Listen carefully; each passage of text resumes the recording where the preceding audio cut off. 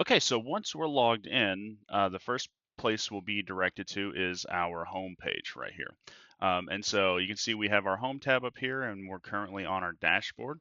If you are an admin of the account, you'll also have an additional tab here that you could access called admin, which we will look at in just a few minutes. Um, so quickly, a quick rundown of all of our options available to us here from the dashboard.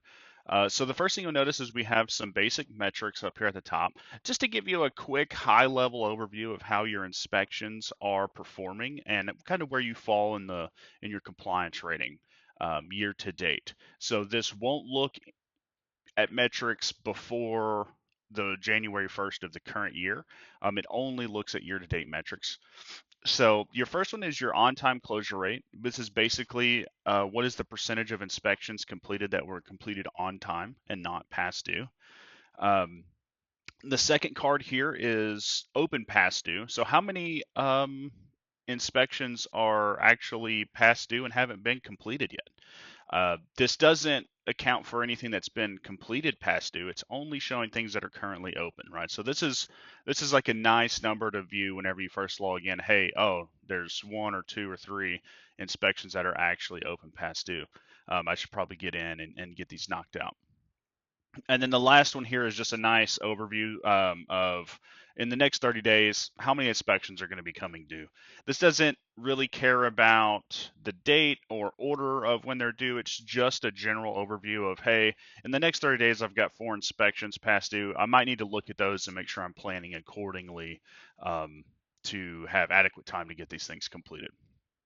So if we move down to the next section here, we've got our upcoming inspections, the top 5. So this just shows the next 5 due inspections.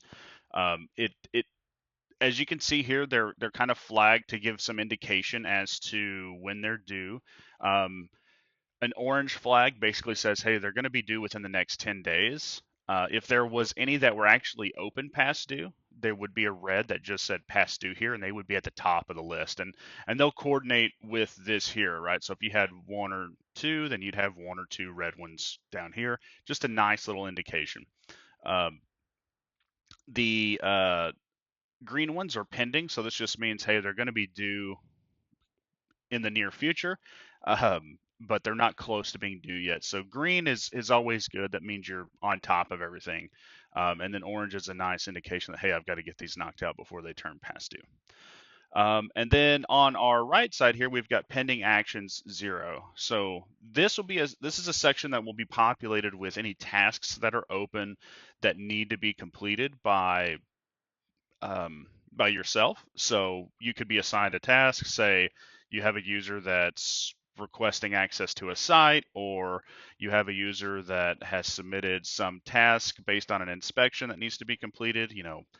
A piece of equipment is out of date or failed an inspection, needs to be reordered. They can assign a task to whoever is in charge of that, and those actions will be populated here. So when you log in, you can kind of see what things are coming due. Currently, there's no pending actions, which is good, and you'll see a pending action of 0 like this if you have nothing to do.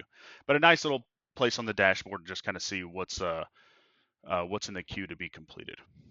So, all right. So if we go up to the nav bar here, we've got a few options. So first is our inspections. So this will take us to the section of the application where we can actually manage our equipment, create forms, perform inspections through the web portal, that sort of stuff. We'll get into that later on in this series. On the right here, we have this sites location indicator. So if you click on this, you can see that all of the available sites to you will be listed here, and you can kind of sort through them. One thing to note, all your metrics will change based on what you click on here, right? So you can see now we have at Daxxion HQ, we have only 3. There's only been 1 completed. And these are basically the same because these are all for this. But if we switch to Daxxion 2, you can see everything kind of changes here and our numbers change. So all of your metrics are going to change based on this site filtering. If you're an admin you can view all the sites. So you kind of have an overview of all of your locations or facilities that you have equipment. You get an overview. But you can, if you have one site that you kind of babysit a little bit more, or that you're more involved with, or perhaps that you're just assigned to, you can actually set that to a home site. So it will always be selected when you log in. And we'll get to how to do that later on in this video. So, and then over here on the right, we've got a little avatar icon here, and you can see the drop down. There's a few things you can do in here. You can go to your settings. This will be your basic user settings. If you're an admin, there'll also be billing settings in here, so you can actually manage your account activity and your subscription activity rather. Um, and then down here is my site, so you can actually go, and this is where you'll go to actually set home sites and request access to sites and those sorts of things, and then a log out button here. All right, so next we'll jump into the admin section and take a look at what is back there if you are an account admin.